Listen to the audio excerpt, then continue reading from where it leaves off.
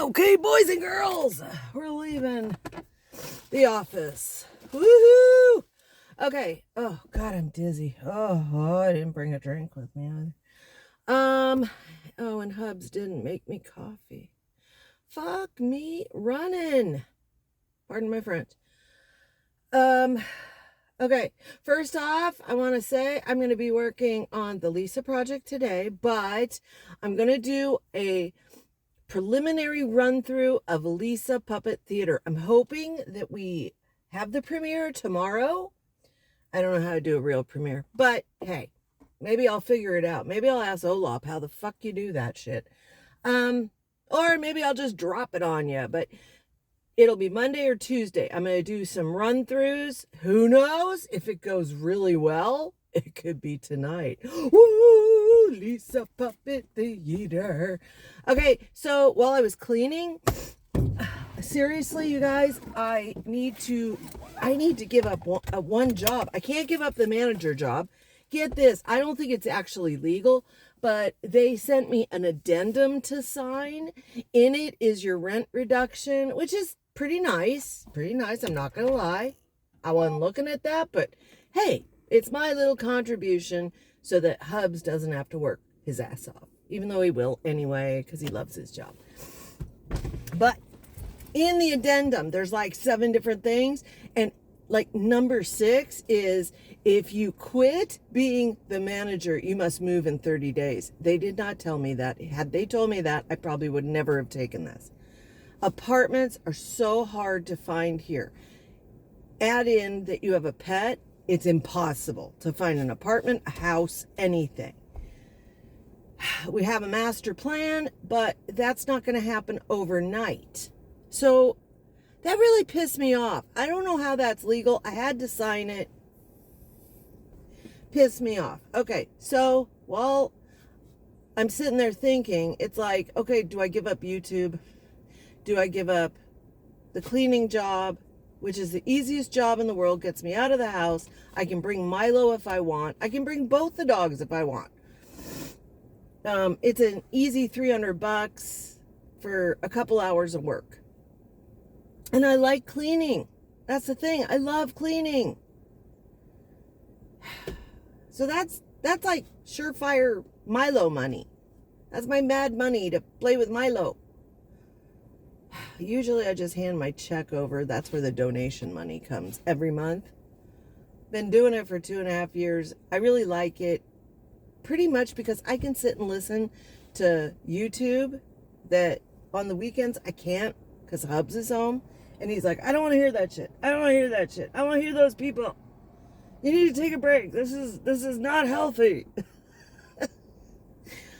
So I get to listen to them. I can take as long as I want, as short as I want. I don't want to give it up. Can't give up being a manager, and I'm not giving up on you guys because you guys are like I hate to say it, YouTube is the way I can vent about these people and do something, calling out lies. And granted, they're crossing a line coming after awareness channels and creators that are pointing out lies, but that isn't going to scare me. I mean, let someone come to my front door. I don't fucking care. I have 3 ways of protecting myself just within reach. Where we used to live for 8 years, I had to carry my you-know-what on my belt at all times because of wild animals, because of wackadoodles coming wandering into the countryside, into ranch land from the freeway, which was a couple miles away. But you'd be amazed. I had people that would drive down because of a creek running through the property. I would have weirdos from out of state. We were driving by and we saw the creek and we wanted to go and play in it. It's like, are you fucking kidding me? It's private property.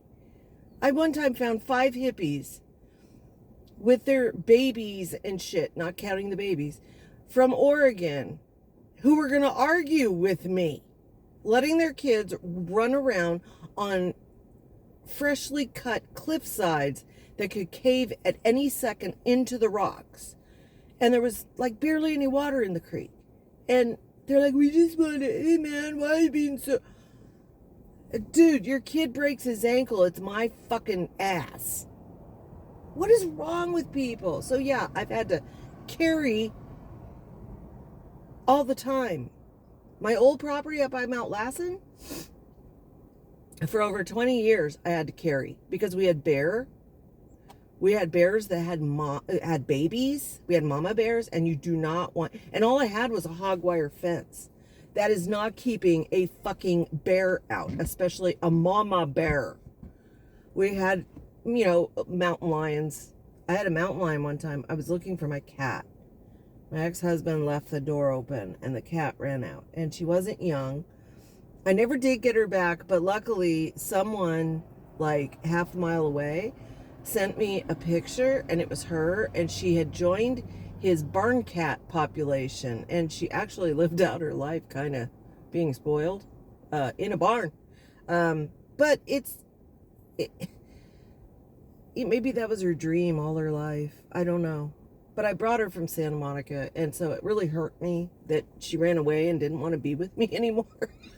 But when I was looking for her, I'm rattling a can, like a Tupperware that had her kitty crunchies in it. And I'm like, Glitter, where are you? Where are you? And I hear this low purring, and I'm walking under this cedar tree that is so huge. It goes across the road. It was just a really ancient old cedar tree. I mean, probably 3-foot circumference at the base. I don't know if it's still there. I could take you. But I'm in like knee-deep snow. Rattle, rattle, rattle. Calling the cat. I'm the only person out there. It's a Sunday morning. I had gotten off work, come home, discovered this. So I'm out there at like 7:30 in the morning. No one's awake. And I hear this weird low rumble. Now, mind you, I had just moved up there probably a year before, if that. I think it was my first winter there. And I stopped. I thought, well, maybe it's just me hearing things. I just worked a 12-and-a-half-hour shift at the hospital. So I rattle, rattle, rattle. Call her, hear the noise again. And I'm like, what the fuck? Is it someone on a snowmobile? Is it someone's snowblower? I'm standing there, and then I hear this rumbling noise continuing. Now it's not stopping. And I'm like, what? I kind of am looking around, and finally I looked up. I remember I did not move my head. I just moved my eyes, and I just looked up, and on the bow going across, that's how thick this thing was, is a fucking mountain lion just laying there. It was my first true encounter that close. Probably 20 feet from me. Because I'm literally almost under this bough. And I'm like, holy fuck. The ex is asleep. The kids are asleep. Nobody is out. I'm in the fucking back end of this area. And no one's going to hear me. I'm like, what the fuck? So I thought back. I had done wilderness training in the Santa Monica Mountains. And they used to always say, if you meet a lion, just either make yourself look big if it's coming at you, but walk slowly. Avoid eye contact. Walk slowly back. Don't make sharp movements. Don't run. I was literally walking backwards in the snow, feeling each time for my footholds that I'd made. And I backed up, and I was looking at its tail. I remembered, don't make eye contact. So I'm looking at its tail and turned my head further and had my eyes like over there, looking at the end of the tail. And it's just sitting there doing the nice kitty thing. It's not upset. I backed all the way up. I don't know. Probably 1/8 of a mile. I got out of its eyesight, and when I could not see it any longer, I started booking it through the snow. Went inside. I thought, oh my God, that's it. My cat was eaten. That's why the cat was up there. It just ate my little kitty. And then it was about 2 weeks later, the neighbor down the road, a ways, a half a mile, sent me the picture and said, no, your cat's here.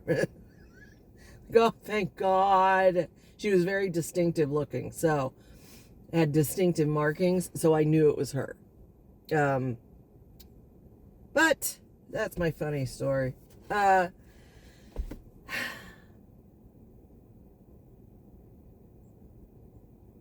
am so fucking tired.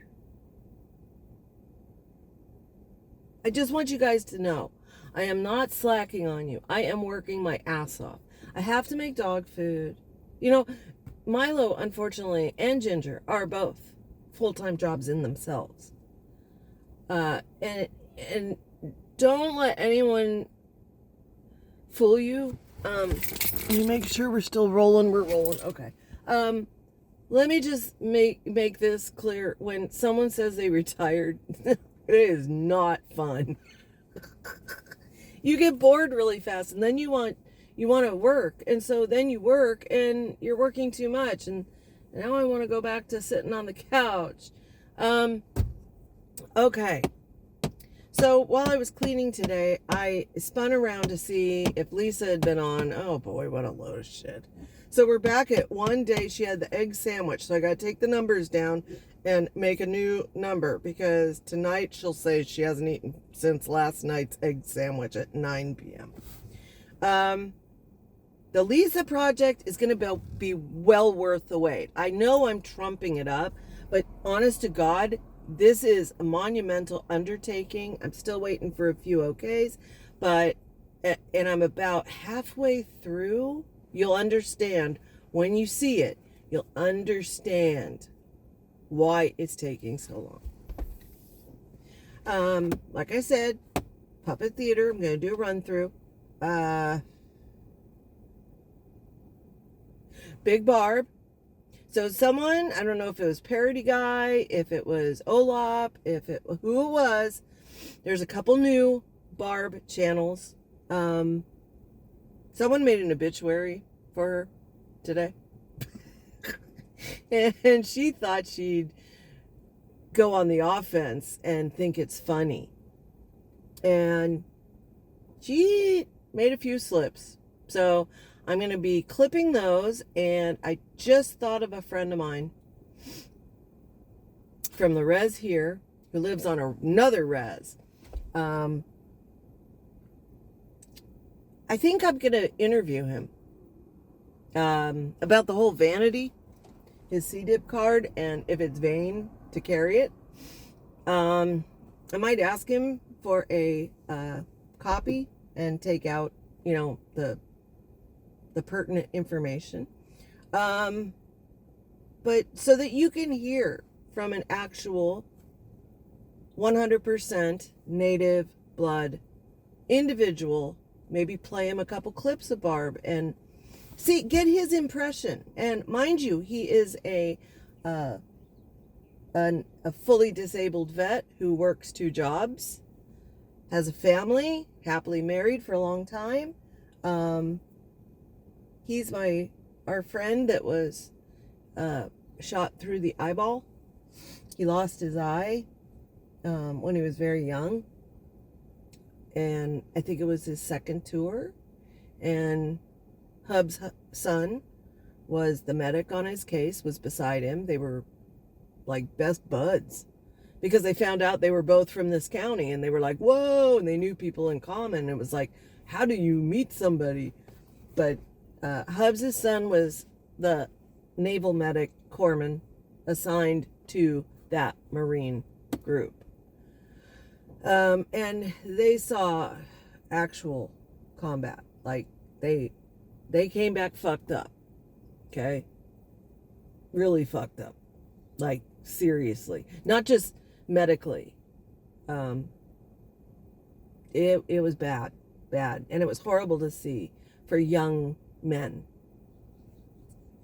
But I love this kid. He that's why we go vacation with him at least once a year, usually twice a year. he is just the most awesome guy, and has two cool little kids, and his wife is absolutely, oh, we would be trouble. Even though I'm older than her, we would be trouble if I lived over there. Just fun people. But I'd like to get his impression. Now, I can't remember if he has a Yurok in him. We have so many tribes up here. Uh-oh, Hickalopter leaving. Do you want to watch the Hickalopter leave? Let's see. There we go. I do not miss that thing. Oh, I don't know whose Hickalopter that is. Whose is it? Let's see if you can see it. Can you see it?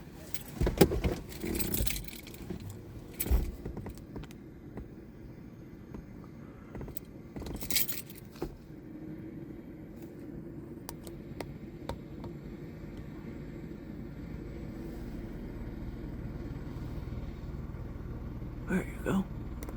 There you go. Can you see it? Can you see it? There you go. He's just warming up. There he goes. Bye-bye. Bye-bye, Hickalopter. Bye-bye. I hated when my ex-husband worked on that thing. I don't know whose that is. It's not theirs. Unless... No, going south. Huh. It must be Chico. Chico or Davis. Oh, I bet it's Davis. Bet it's Davis, because this is the only peds hospital out of the two hospitals. Yeah, blue and gold. It should be. That's the UC colors. So it's probably Davis taking a baby. So I listened to Barb while I was cleaning. And then I listened to Lisa. What a load of shit. Mom and Dad went to the auction or went somewhere. What a fucking joke. I tried to listen to Nicole. Holy shit. She's just another Lisa, isn't she? She's just another Lisa.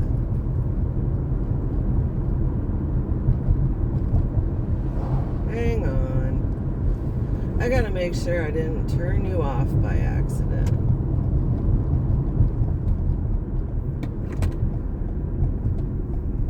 Let's go here. Ooh. Don't follow me, people. Okay. Let me make sure. Nope, you're still going. Okay. Okay. We'll go in here. Hello. I have no idea who you are. But we'll go up here. Oh, is this the cancer center? I don't know. Play it safe. Call for shuttle service. Hi, he's from Florida and he's sleeping in his car. Gator alumni. Don't know. It could be a traveling nurse. I had more fun with Barb. Nicole, I quickly went through Nookie's 3 Nicoles. All it was her acting like a 15-year-old playing loud music and singing along or lip syncing along and being Billy Badass. And why has everybody got Arrested Development? I see a doggy not on a leash. What is going on? Doggy, don't run in the road, please. Please. Okay, so one thing I wanted to... Somebody wrote a comment. It just cracked me up. Okay, they asked, why do you choose to live in the ghetto? Okay, here's the truth. This town, okay? This town has 89,000 people in it. Just under 89,000 people. The county has, I think, like 215,000. We're not a huge county, but we're fairly good sized landmass. There's one county above us, and then it's Oregon. One county that way, and it's Nevada. So we have I-5 cutting through the center of our city. It literally divides the city in half. And then going the other way, perpendicular, we have the highway that goes to Eureka on the coast or to Reno on the east. So what the county and the city decided was they would accept $2.1 million and they would take parolees from the early release program, which in California is supposed to be non-violent offenders, but violent offenders, sex offenders, etc., do get released early because our prisons are so overcrowded. They decided they would accept the money, and in turn they accept the parolees who have nowhere to go when early released. These people are not eligible for assistance, I believe, for a period of time. So they're given $200 and a sheet of paper with resources like hotels, the parole office, the mission. We have one homeless shelter. It has about 70 men's beds. The women's shelter, I believe, has 60 beds. That's it for the whole county. That's it. And there's one of our lovely motels now. And they end up being homeless. I mean, what else is there? And unfortunately, we don't have jobs. This was a logging town. The main employers are either government jobs, be it feds, be it, we have 4 BIA agents, we have 3 FBI agents, so not federal really. Fish and game, yeah. Forest Service, yeah. We're surrounded by forests. She has her tent. This is usually where they hang out, by CAL FIRE. This is the police station and City Hall, like I showed you. We're just going a different way. They're all camped out around here. And like I said, somebody got stabbed at the door of the police station because they wouldn't open it. They wouldn't open the door. Nobody came to the door.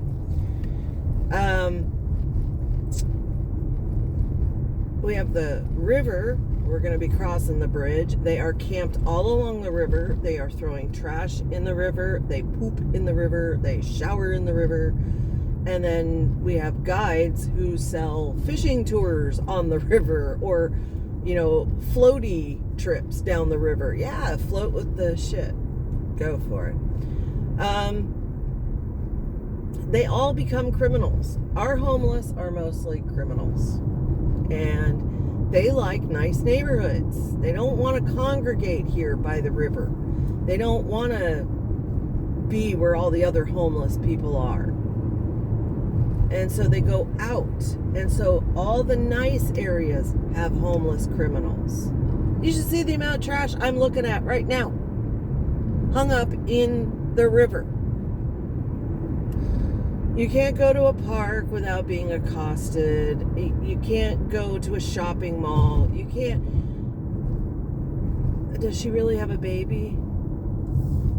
No.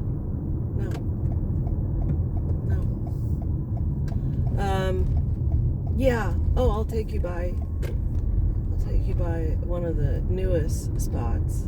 So every neighborhood has homeless criminals in them, and that's why even the nice neighborhoods, you'll have a couple $1 million homes, there's criminals wandering around, literally.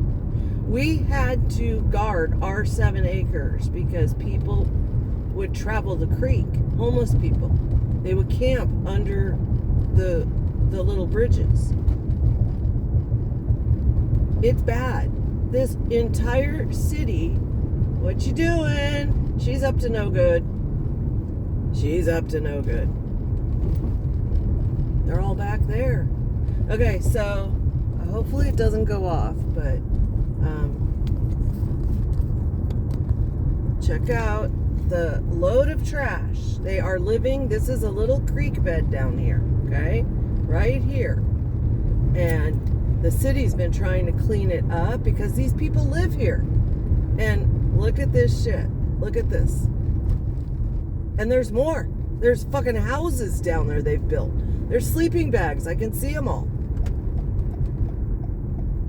These are neighborhoods. That's how bad this city is. It is just, it's a disaster. The entire city is a ghetto. And that's what I meant. So when somebody said, why do you choose to live in a ghetto? It's not that. It's that there is nothing left. The entire city is a ghetto. And I'm not joking. I'm not exaggerating. It truly is. Sad.